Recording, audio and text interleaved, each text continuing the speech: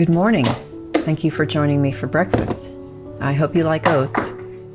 While we're waiting for the water to heat up, let's grab some tea and backtrack a few days to the first photo of this week.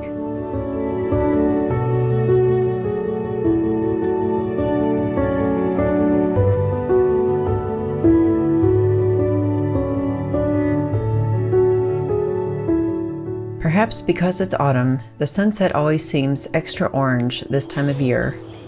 Last week I noticed how beautiful this tall grass looked lit by the orange light. This evening I got out during the short window of time that the light set the grass aglow.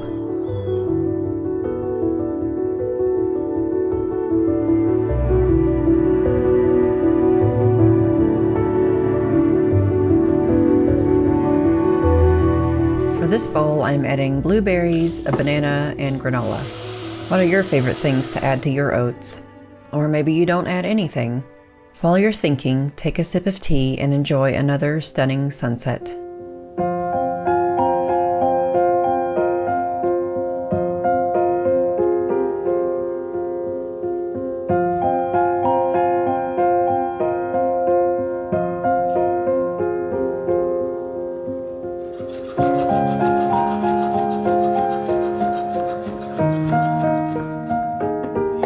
The water is starting to boil, so it's time to add the oats. I've got some quick cooking still cut oats this time. I like the texture more than rolled oats.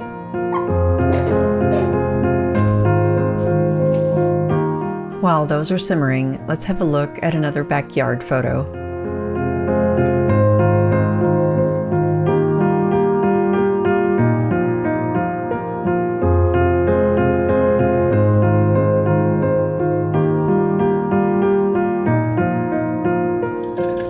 Over the next 2 weeks, you'll see that tree go from yellow-green to orange to bare. Back to the oats, it's time to add the spices, fruit, and granola.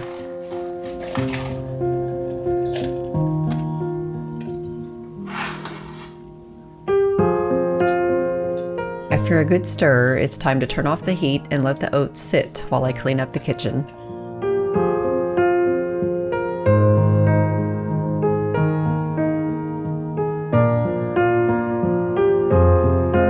I kept the photos and daily documentation simple this week and next. I spent most of my time deep in my editing cave, so not much to see there. Today I got my laundry half done, washed and dried anyway. It all landed in the spare bedroom where Autumn thought it was the perfect cozy nest.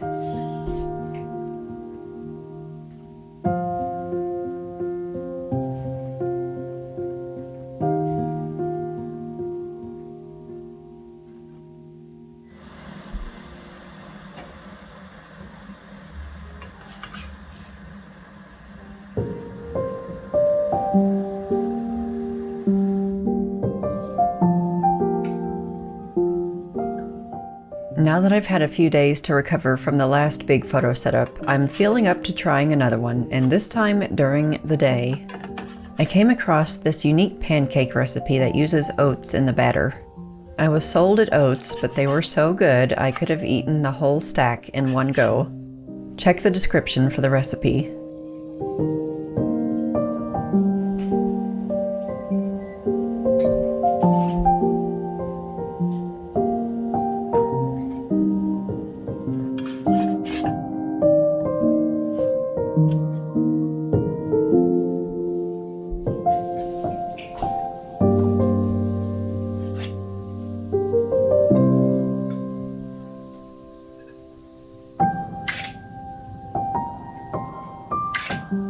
Even though it's a daytime photo, I needed my flashes to bring in extra light and keep a faster shutter speed. Without the flash, the setup was still quite backlit. Like other action food photos, I'll combine several photos to make my final image, specifically individual maple syrup drips. It's food photography psychology. The resulting photo will look so much more mouth-watering this way.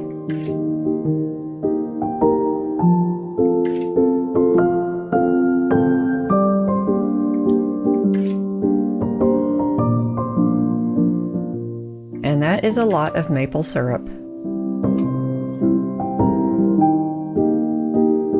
I'm also adding a tea pour for good measure.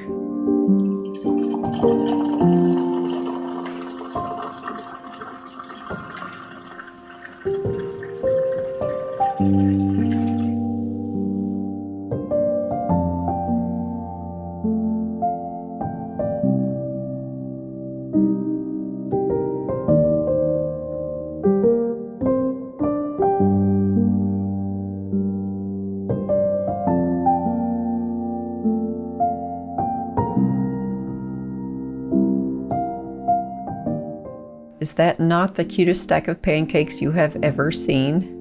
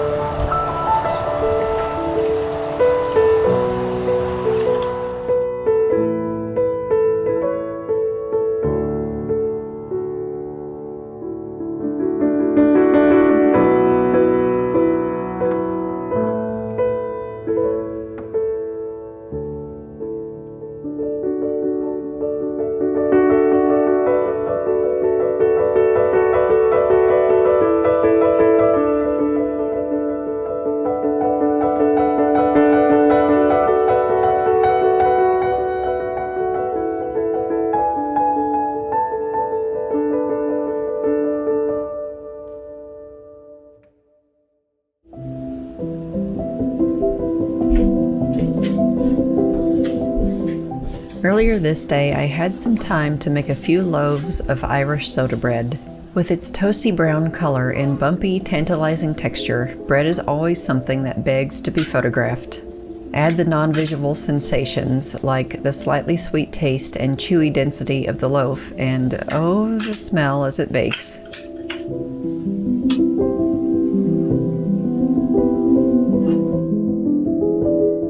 I was ready for a change of scenery from my table, so I used the fireplace hearth to create a cozy environment.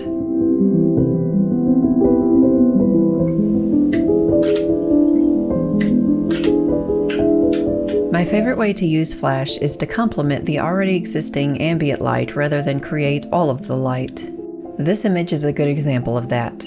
I let the flash highlight the bread, but also had a long exposure to bring in all of the warm surrounding light.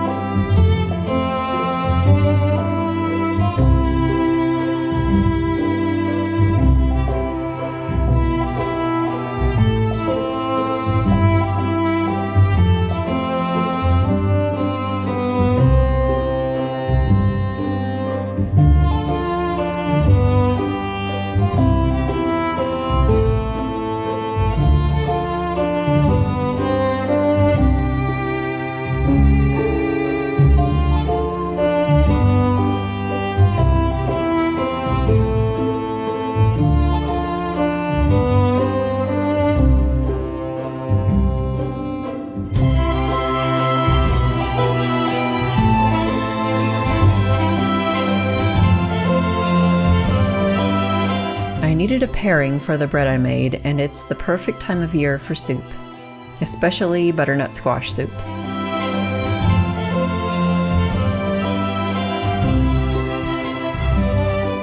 As I was waxing poetic about the texture of this bread earlier, I wanted it to be the real star of this photo. I set up the flash and camera angle to highlight the texture of the chunk of bread I dipped into the soup. This was another situation where I kept the shutter open longer to bring in the warm ambient light.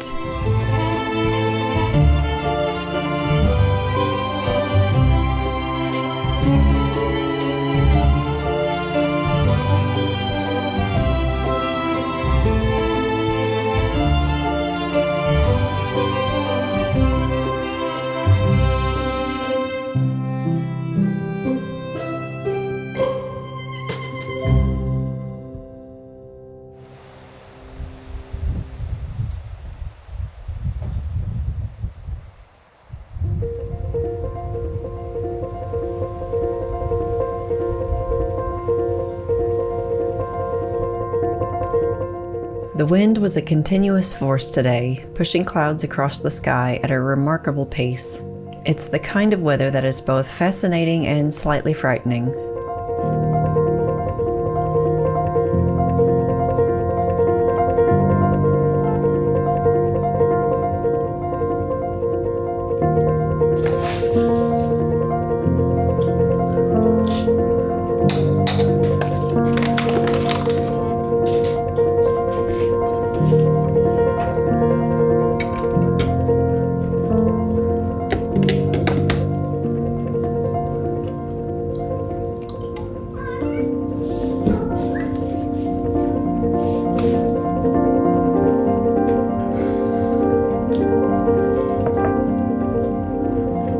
I could have cloud watched all day.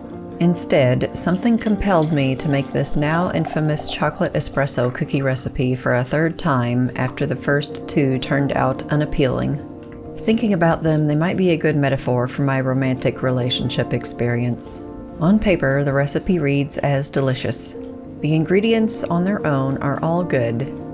So I gave it a try and the results were shockingly awful.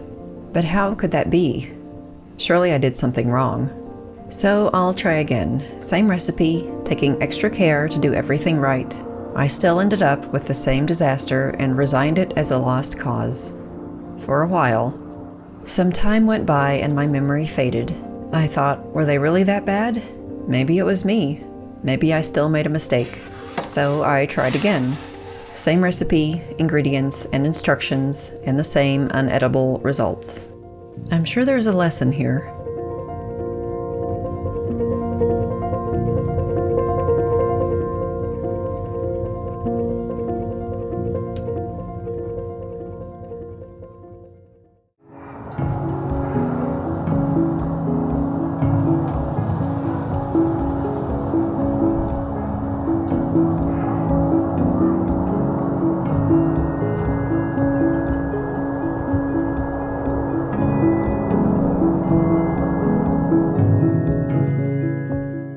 The next day, I spent what time I could under the sky soaking up the light and being generally amazed by nature.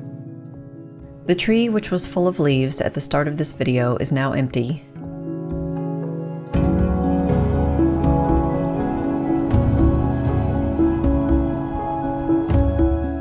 The moon was in hot pursuit of the sun this evening. It created an interesting exposure of ebbing sunlight at the horizon, a starry sky above, and the moon seemingly out of place in the in-between.